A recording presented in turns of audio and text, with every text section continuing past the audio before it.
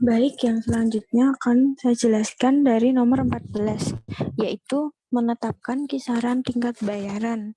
Muncul sebagai kotak vertikal dalam setiap grade yang memperlihatkan tingkat minimum, maksimum, dan titik tengah untuk setiap grade tersebut.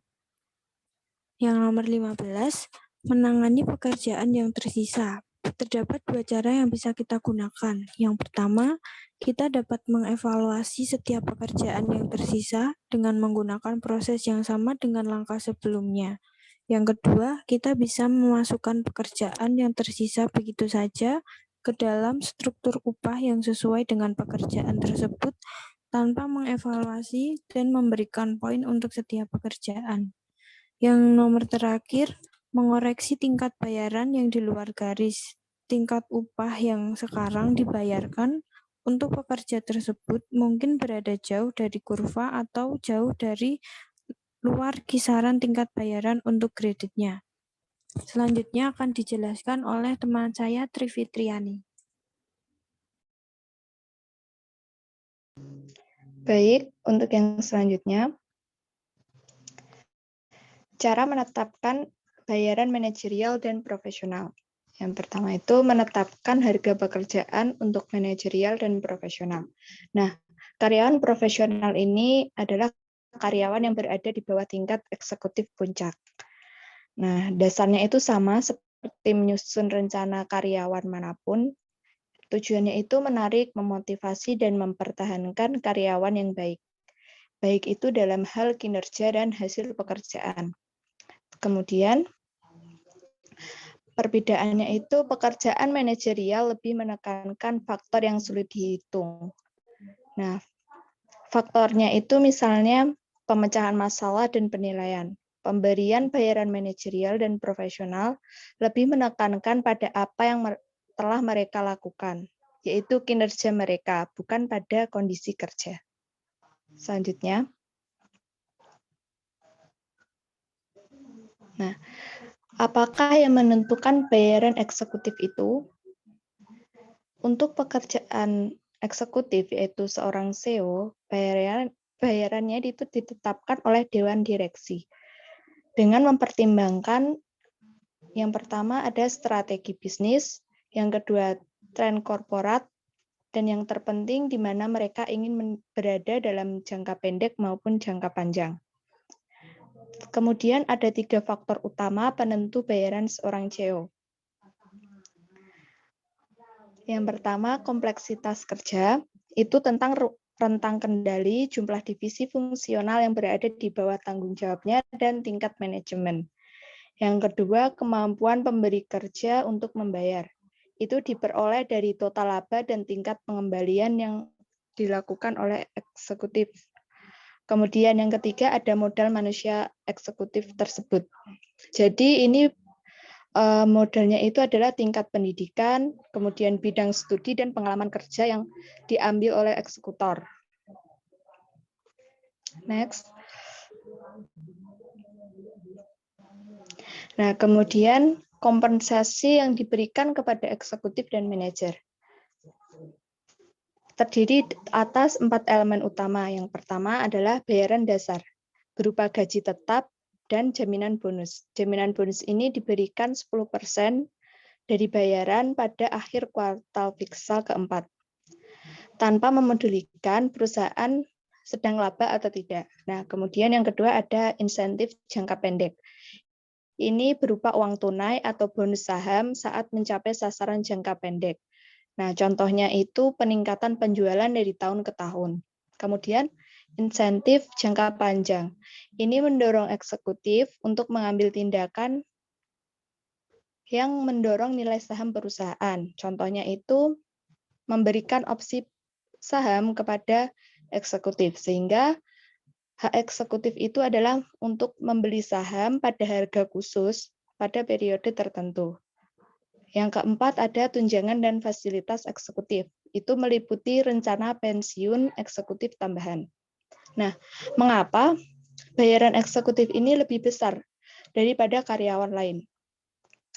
Karena hasil perusahaan atau organisasi merupakan cerminan keberhasilan kinerja eksekutif. pada kontribusinya terhadap perusahaan, sehingga bayaran mereka itu lebih tinggi daripada karyawan lain. Selanjutnya, untuk pemberian kompensasi terhadap karyawan profesional. Karyawan profesional di sini itu yang dimaksud adalah teknisi ahli, eksekutif bona fide, karyawan administratif, dan karyawan di luar karyawan penjualan. Kemudian untuk eksekutif bona fide ini bukan berarti seorang eksekutornya, tetapi karyawan ini itu berada di bawah tingkat eksekutif. Nah, karyawan profesional adalah seorang yang melakukan pekerjaan dengan membutuhkan pengetahuan tingkat lanjut. Itu seperti pengembangan kreativitas, pemecahan masalah, dan melakukan pekerjaan yang tidak mudah diukur, serta diperbandingkan. Kemudian selanjutnya, kemudian topik kontemporer dan kompensasi, itu dibedakan menjadi 6. Yang pertama, itu ada bayaran berbasis kompetensi, di mana membayar karyawan ini pada tingkat pengetahuan dan keterampilan yang mereka gunakan, bukan pada tugas yang sedang mereka kerjakan. Kemudian, 5 elemen di dalamnya adalah kriteria keterampilan yang ingin dicapai. Jadi perusahaan harus menentukan kriteria keterampilan apa yang kemudian yang kedua, metode berbasis keterampilan. Yang ketiga, sistem pelatihan. Sistem pelatihan ini memungkinkan karyawan untuk meningkatkan keterampilannya di bidang yang lain. Kemudian, sistem pengetesan kompetensi secara formal. Kemudian yang kelima adalah desain pekerjaan. Nah, desain pekerjaan ini pemberi kerja memberikan desain pekerjaan yang memudahkan karyawan dapat berpindah dari satu bidang pekerjaan kepada pekerjaan lain, sehingga memiliki berbagai tingkat keterampilan. Kemudian ada board bending.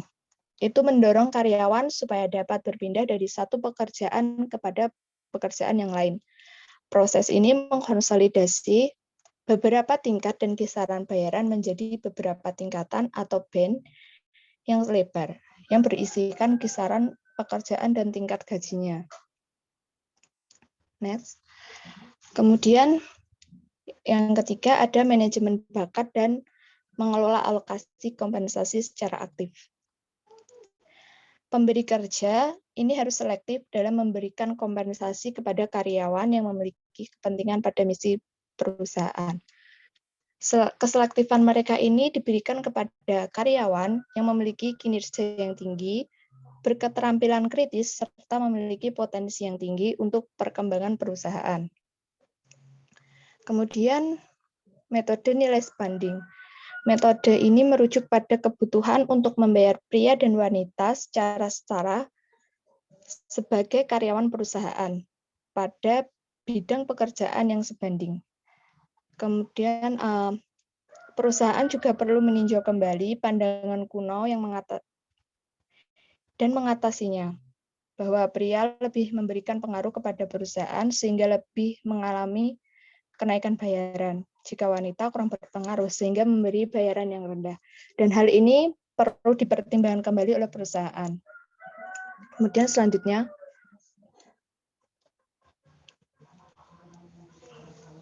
ada pengawasan dewan terhadap bayaran eksekutif.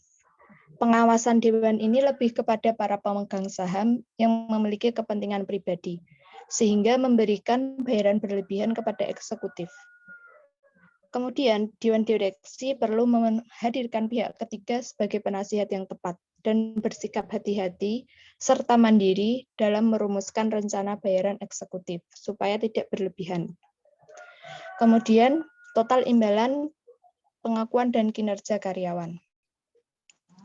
Total imbalan ini mencakup kompensasi tradisional, tetapi juga hal-hal yang seperti pengakuan, mendesain kembali pekerjaan yang lebih menantang, program kesehatan dan kesejahteraan, serta pengembangan dan pelatihan karir. Kemudian untuk imbalan uang seperti kartu bingkisan, barang dan pengakuan juga memegang peranan penting dalam kompensasi. Dan efektif untuk biaya juga meningkatkan kinerja karyawan. Terima kasih. Sekian presentasi dari kelompok F. Selamat siang.